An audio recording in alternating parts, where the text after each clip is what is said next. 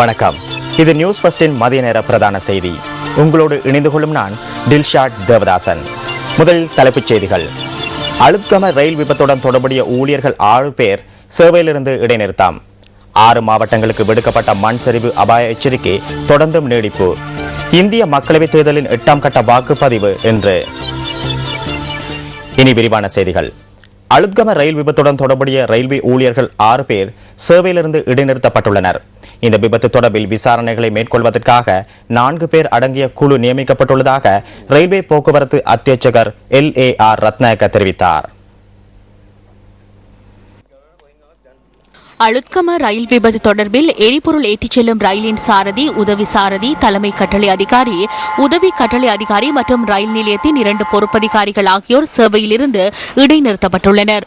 இந்த விபத்து தொடர்பில் திணைக்கள மட்டத்தில் விசாரணைகள் முன்னெடுக்கப்பட்டு வருவதாக ரயில்வே திணைக்களத்தின் பொது முகாமையாளர் PAP ஆரியரத்ன குறிப்பிட்டுள்ளார்.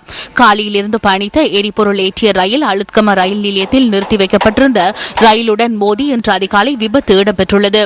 பாதுகாப்பு சமிஞ்சைகளின் உதவியுடன் ஒரு ரயில் மார்க்கத்தில் 2 ரயில்களை செலுத்துவதற்கு வாய்ப்புகள் காணப்பட்ட போதிலும் விபத்து இடம்பெறும் நேரத்தில் 3 ரயில்கள் குறித்த பாதையில் காணப்பட்டதாகவும் பொது முகாமையாளர் குறிப்பிட்டுள்ளார். இந்த விபத்து தொழில்நுட்ப கோளாறினால் ஏற்படவில்லை என்று முதற்கட்ட விசாரணைகளில் இருந்து தெரியவந்துள்ளதாக அவர் மேலும் தெரிவித்துள்ளார். இந்த விபத்தில் எரிபொருள் ஏற்றிச் சென்ற ரயிலின் எஞ்சினுக்கு குறிப்பிடத்தக்க அளவு சேதம் ஏற்பட்டுள்ளதுடன் சமிஞ்சை கட்டமைப்பும் சேதமடைந்துள்ளது. விபத்தினால் கரையோர ரயில் மார்க்கத்தில் இன்று காலை தடங்கல் ஏற்பட்டமை குறிப்பிடத்தக்கது.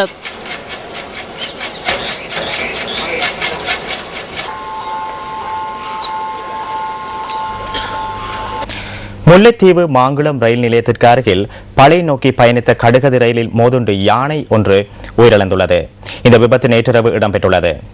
இந்த விபத்து காரணமாக 2 வடக்கு ரயில் சேவைகள் 1.5 மணித்தியாலங்கள் தாமதமாகியதாக மாங்குளம் ரயில் நிலைய பேச்சாளர் ஒருவர் தெரிவித்தார். பளையிலிருந்து கொழும்பு நோக்கி பயணித்த இரவு நேர ரயிலும் கொழும்பிலிருந்து பளை நோக்கி பயணித்த ரயிலுமே தாமதமாகியுள்ளன. எவ்வாறாயினும் இன்று காலை தொடக்கம் ரயில் சேவைகள் கால தாமதமின்றி இடம்பெறுவதாகவும் தெரிவிக்கப்பட்டுள்ளது. குருநாகலில் கடத்தப்பட்ட 2 போலீஸ் உத்தியோகத்தர்களில் ஒருவர் கொலை செய்யப்பட்ட சம்பவத்துடன் தொடர்புடைய சந்தேக நபர்கள் நாரமல பகுதியில் உள்ள எரிபொருள் நிரப்பு நிலையம் ஒன்றில் பணம் கொடுக்காது எரிபொருள் பெற்று தப்பி சென்றதாக தகவல் கிடைத்துள்ளது. இந்த சம்பவம் தொடர்பில் குற்றப்புலனாய்வு பிரிவினர் மேலதிக விசாரணைகளை முன்னெடுத்து வருகின்றனர். கொலை செய்யப்பட்ட போலீஸ் உத்தியோகத்தரின் இறுதி கிரியை நாளை பிற்பகல் அரகம பொது மயானத்தில் நடைபெறவுள்ளது.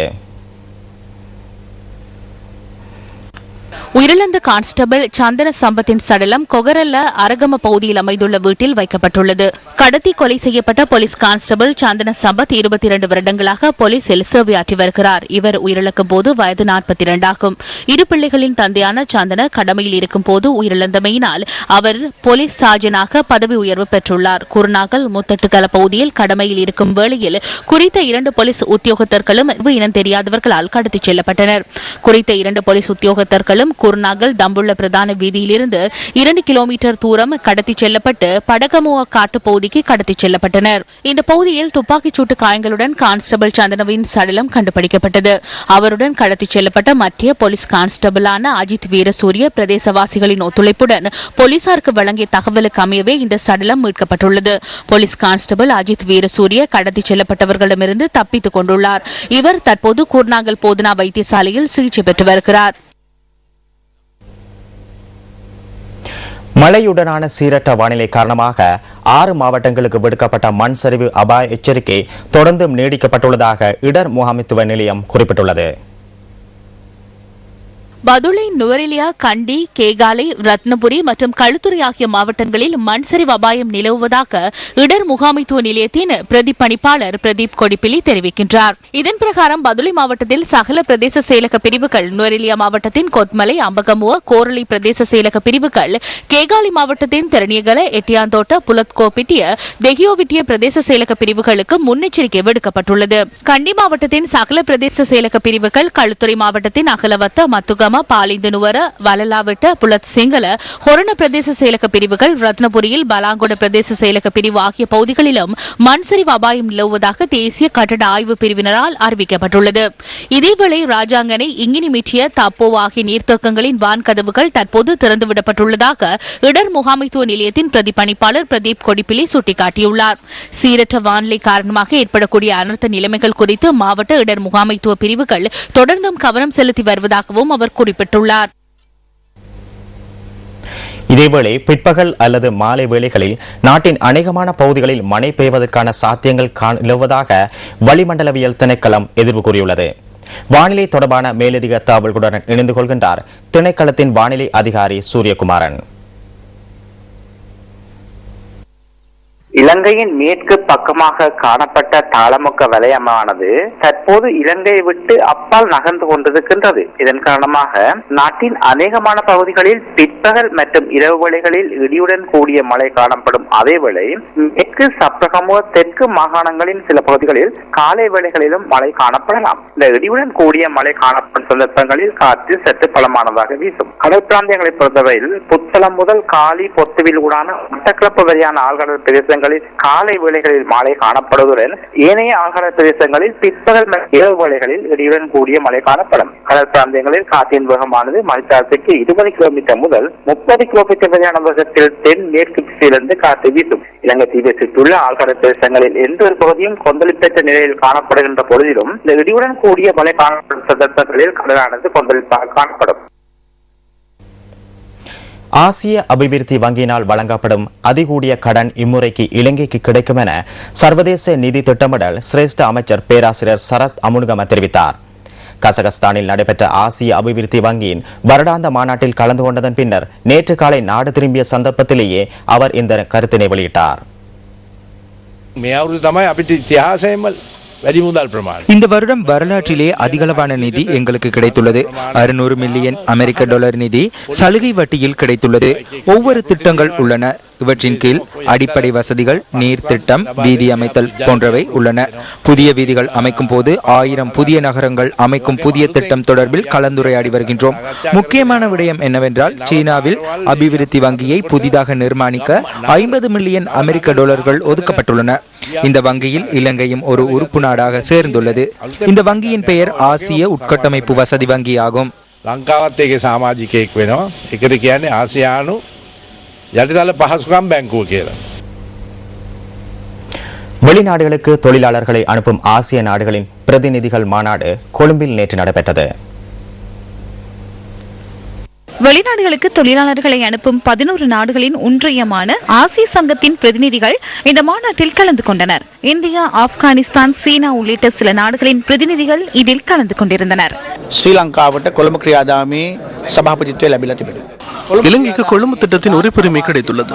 வெளிநாடுகளுக்கு தொழிலுக்காக செல்பவர்கள் தொடர்பில் புரிந்துணர்வு உடன்படிக்கை ஒன்றை ஏற்படுத்தி அவர்களின் பிரச்சினைக்கு தீர்வை பெற்றுக் கொள்வது இதன் நோக்கமாகும். அத்துடன் இந்த நாடுகளின் பொது விடயங்கள் தொடர்பில் பலதரப்பட்ட இணக்கங்களை ஏற்படுத்தவும் எண்ணியுள்ளோம். இந்த நாடுகளை அபுதாபி டயலாக் என கூறுவோம். இதன் கூட்டம் எதிர்வரும் மே 22ஆம் தேதி குவைத்தில் நடைபெற உள்ளது. கொழும்பு திட்டத்தின் சிரேஷ்ட அதிகாரிகளின் இணக்கத்துடன் இந்த கூட்டத்தில் நான் கலந்து கொள்ள உள்ளேன். மே கொழும்பு கிரியாதாமி ஜேஷ்ட நிலதாரின்ගේ එකඟතාවයන් එක්ක கொழும்பு திட்டத்தின் அமைச்சர்களின் மாநாடு ஜனாதிபதி மஹிந்த ராஜபக்சவின் தலைமையில் இலங்கையில் நடைபெறவுள்ளமை குறிப்பிடத்தக்கது. தமது உரிமைகளுக்காக அனைத்து மக்களிடம் உரிமைகளையும் முடக்குவது நியாயமற்றது என ஐக்கிய மக்கள் சுதந்திர கூட்டமைப்பின் பாராளுமன்ற உறுப்பினர் விதுர விக்ரமநாயக்க தெரிவிக்கின்றார். ஹொரணை ஹதன்பான்கொட பகுதியில் நேற்று நடைபெற்ற கூட்டம் ஒன்றின் போதே அவர் இதனை கூறினார். சிகிச்சைகளுக்காக சென்றால் மருத்துவ சிகிச்சைகளை பெற்றுக்கொள்ள முடிவதில்லை. சுகாதாரம் மற்றும் கல்வித்துறைகளில் இருப்பவர்களை நாம் கடவுளுக்கு ஒப்பாகவே கருதுகின்றோம்.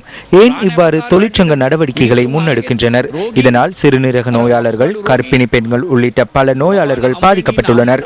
நாம் ஏன் இவ்வாறு கீழ்மட்டத்துக்கு செல்கின்றோம்? எமது கல்வி முறையில் உள்ள குறைபாடே இதற்கு காரணம் என நான் எண்ணுகின்றேன். இது கவலைக்குரிய விடயமாகும். அரசியலுக்குள் பிரவேசித்து தொழிற்சங்கங்களை அமைத்து பிள்ளைகளை பணைய கைதிகளாக வைத்து பணி பகிஷ்கரிப்பில் ஈடுபடுகின்றனர். முழு நாட்டினதும் உரிமைகளை மிதித்துவிட்டு சிலரின் உரிமைகளை மாத்திரம் பாதுகாக்கின்றனர். இது நியாயமற்ற நடவடிக்கையாகும். உலகுக்கு உணவை வழங்குவதற்காக சேற்றில் கால் வைத்து தினம் தினம் அல்லல்படும் உழவர்களின் வாழ்க்கை பின்னடைவில் காணப்படுவது ஒன்றும் புதிதல்ல. வாழ்க்கை தரத்தில் பின்னடைவை எதிர்நோக்கும் விவசாயிகள் தமது தொழில் முறைமைகளிலும் தொடர்ச்சியான வீழ்ச்சியை எதிர்கொள்வது வேதனைக்குரியதே. இலங்கையின் பொருளாதாரத்திற்கு முக்கிய பங்களிப்பு செய்யும் விவசாயத்திற்கு வழங்கப்படும் ஊக்குவிப்புகள் சலுகைகளின் விட எம் நாட்டை பொறுத்தவரையில் கேள்விக்குறியாகத்தான் தொடர்கின்றது. இதற்கு தகுந்த உதாரணம் அம்பாறை மாவட்ட நெற்செய்கையாளர்கள். மானியங்கள் அடிப்படையில் உரங்களை கொள்வனவு செய்து விவசாய நடவடிக்கைகளை மேற்கொண்டு வந்த இவர்களுக்கு தற்போது மானிய உரம் வழங்கப்படாமல் இழுத்தடிக்கப்படுவதாக விசனம் தெரிவிக்கின்றனர். நான் வெள்ளாமை வச்சு ஒரு மாதம் 5-4 மாதம் ஆகுது. இன்னும் பயலைக்கு காசு கட்டியும் ஒரு 10-20 நாள் ஆகுது. அப்போ ஒரு மாதம் 5 நாளும் ஆயும் கூட இன்னும் பயலை வந்து கிடைக்கல வெள்ளாமைக்கு. அதுபோல் தண்ணியும் கொஞ்சம் கஷ்டமான நிலைமையில் இருக்க போது தான் இப்படி பயலைக்கு சல்லுப்படுத்துகிறாங்க. அப்போ தண்ணி இருக்கக்குள்ள தான் பயலையும் மறியலாம்.